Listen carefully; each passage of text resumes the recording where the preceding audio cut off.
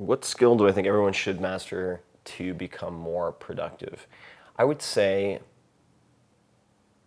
I'll cheat here. I'm going to give two, but one is very concrete.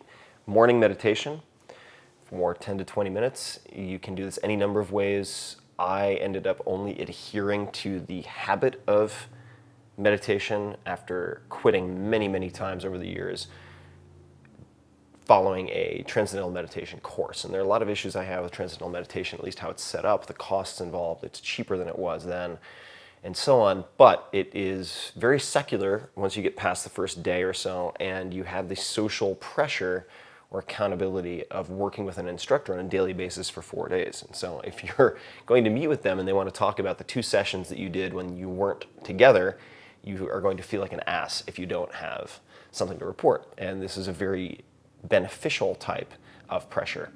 And that is what got me initially to stick to the daily practice long enough to make it a continual habit. There are other tools you could use, for instance, like the app Headspace, which I have used, which many other people have used, millions at this point, and they have a 10 in 10, I think it is, which is 10 minutes a day for 10 days. And you listen to guided meditation, which quite frankly is easier than going directly to something like TM, which is mantra-based, or any type of, I think, awareness meditation without the so-called, let's call it a distraction or tool of a guided voice in recorded audio.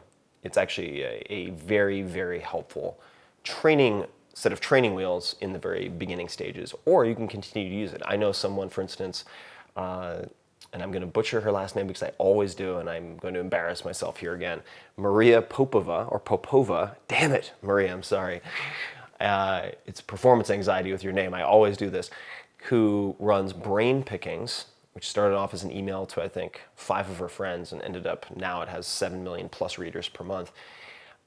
She listens to the same guided meditation from Tara Brach every morning and has for years. I think it's smiling meditation or something along those lines. So it doesn't have to be a just in the beginning thing.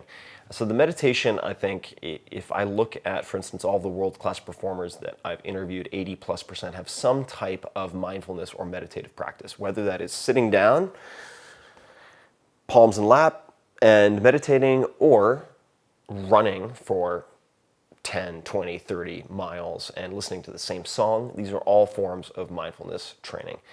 And it's a prerequisite foundational skill, I think, for operating at a very, very high level. And there are certainly people who haven't done that deliberately and have achieved great success, but I would encourage everyone who's listening to realize that being successful objectively compared to other people and feeling successful are 2 very different things. And ideally, you want to have both of those. And it's not being egotistical or egocentric. I think it's being human. This type of mindfulness practice helps with not just the achievement component, but the appreciation component. And I think that you are chasing after a fool's errand if you're just going after one or the other. You don't have to. It can be both end. The second foundational skill, and I'll try to keep this short, is getting better at asking questions. There are piss poor questions, there are okay questions, there are good questions, and then there are great questions. And I find that levels of success in almost any industry or area correlate to a person asking great questions. In some cases, they seem absurd. In fact, the hallmark, in a way, of great questions is that they sound completely ridiculous.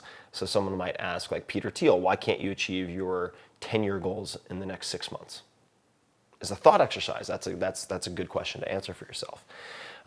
And these types of questions come up surprisingly often with very, very impressive folks, whether it's in business, military, entertainment, or otherwise. And the way you can get better at questions is by studying interviews in part. So I studied Larry King, I studied Charlie Rose, I studied Terry Gross, I studied go down the list. I studied Tony Robbins, who does in-person, one-on-one interventions at his events in front of 10,000, 5,000 people. And he's just genius with how he uses questions to like pattern interrupt and grab someone's attention and divert them in a more productive direction.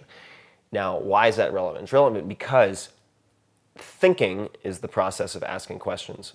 You're asking yourself questions and then you're answering them in your own head. So if you get better at asking other people questions, you get better at asking yourself questions, which means you're improving your thought performance and level of thinking. So those would be the prerequisite skills.